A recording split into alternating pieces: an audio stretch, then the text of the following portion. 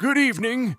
The lantern is lit, and another file has found its way into the archives.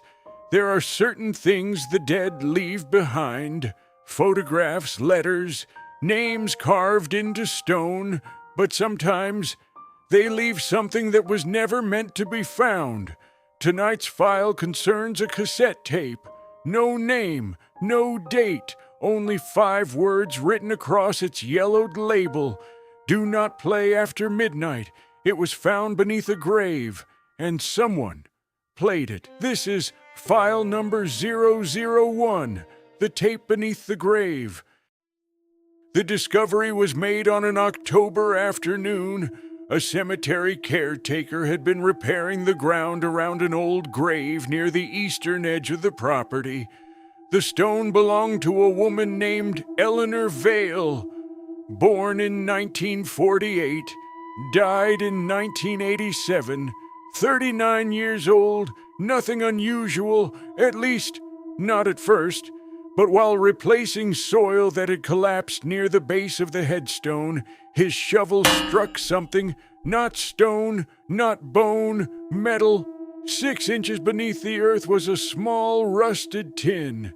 Inside, wrapped carefully in what remained of a plastic bag, was a cassette tape. The label was stained and yellowed. 5 handwritten words: "Do not play after midnight." The caretaker should have put it back. He would later wish that he had. Instead, he took it home. His name was Daniel Mercer. Daniel lived alone, and according to the notes attached to this file, curiosity was one of his less admirable qualities. He owned an old cassette player. At 11:43 that night, he inserted the tape. There was a click, then silence, then the faint hiss of magnetic tape passing over a recording head, and finally, a woman's voice. Daniel would later say that the first words she spoke were enough to make him reach for the stop button, because the woman on the recording said, "My name is Eleanor Vale." Daniel stopped the tape. He knew that name. He had spent the afternoon kneeling beside it. Eleanor Vale was the woman whose name was carved into the grave where he had found the cassette. A woman who had been dead for nearly 40 years. My name is Eleanor Vale. If someone is listening to this, then either I failed or someone moved the box. Please listen carefully. There isn't much time. It comes at midnight. It always starts with 3 knocks. Then it waits. Do not answer it. Do not speak to it. And whatever happens, do not look through the window. Daniel pressed play again. The recording continued. Eleanor's warning echoed through the room. 3 knocks. Then it waits. Daniel looked at the clock. 11:58. 2 minutes until midnight. Most sensible people would have stopped there. Daniel rewound the tape and played it again. 11:59. The seconds passed, then the clock changed. Midnight. For several moments, nothing happened. And then someone knocked on Daniel's front door. Once, a pause. Twice, a longer pause. 3 times. Daniel did not move. Then something happened that he would never be able to explain. The cassette tape, which had already stopped, clicked on by itself. It knows you heard it. Don't move. Don't make a sound. And whatever you hear outside that door, do not answer it.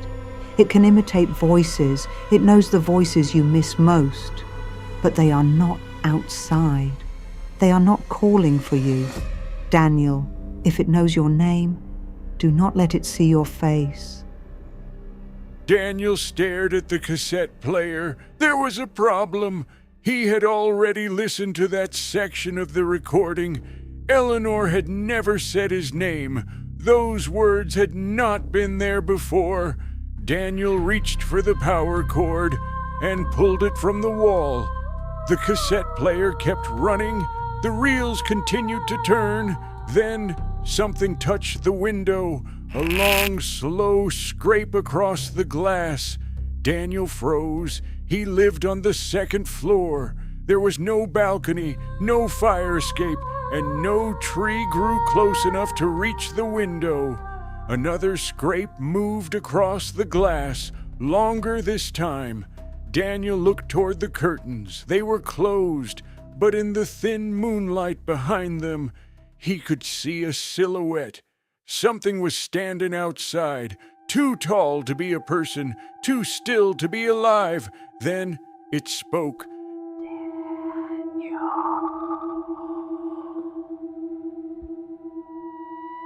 He knew that voice. He had not heard it in 6 years. It belonged to his mother, his dead mother. The voice came again, softer this time.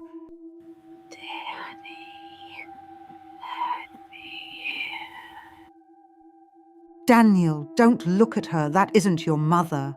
It wants you to remember her face, because once you do, it can wear it. Keep your eyes away from the window and listen to me very carefully. If the knocking stops, it is no longer outside. Daniel stood perfectly still, and then he realized something. The scratching at the window had stopped. His mother's voice was gone. The apartment was completely silent. Eleanor's words repeated in his mind. If the knocking stops, it is no longer outside. Daniel slowly turned away from the window. His bedroom door stood at the end of the hallway, closed. He was certain he had left it open. Then, from the other side of that door, came a sound. One knock, a pause, a second knock, closer somehow. Then, a third. Daniel backed toward the front door. The bedroom doorknob began to turn. Slowly, Daniel didn't wait to see what opened it. He ran. He left the apartment without his coat, without his phone, and without the cassette. He spent the rest of the night beneath the fluorescent lights of an all-night diner, watching the windows and waiting for sunrise. When daylight came, Daniel returned home. The front door was still locked. Nothing appeared to have been disturbed. The window was intact. There were no scratches on the glass, no footprints, no sign that anyone or anything had ever been there. The cassette player sat exactly where Daniel had left it, but the tape was gone. He searched everywhere. He never found it. 3 days later, Daniel returned to Eleanor Vale's grave. He wanted answers. Instead, he found something considerably worse. Daniel checked the cemetery's burial records. Eleanor Vale had a headstone. She had a burial date. She had a plot number. But according to the cemetery's original records, Eleanor Vale had never been buried there. The grave was empty. There was no coffin, no remains, nothing beneath Eleanor Vale's stone except a small, rusted tin. The same tin Daniel had removed 3 nights earlier. Inside was a cassette tape, the same yellowed label, but the writing had changed. The original warning was gone. Now there were only 4 words. Daniel, do not listen. Daniel did not take the tape home. This time, he left it exactly where he found it. Years later, Daniel told his story to a local historian. But there was one detail he had never told anyone, something that happened as he knelt beside Eleanor Vale's empty grave, preparing to cover the rusted tin with earth. Daniel heard something, not from behind him, not from somewhere among the headstones. It came from beneath him, from deep inside the empty grave. Came 3 slow knocks. Daniel never returned to Eleanor Vale's grave again. Eleanor's headstone still stands. What lies beneath it is another question entirely. As for the cassette, its current location is unknown, which brings us to one final entry in this file. File 001, closed. Some things are buried because they are dead. Others are buried because someone desperately hopes they will stay that way. If you wish to be here when the next file is opened, subscribe to Midnight Lantern Archives. Until then, keep one light on.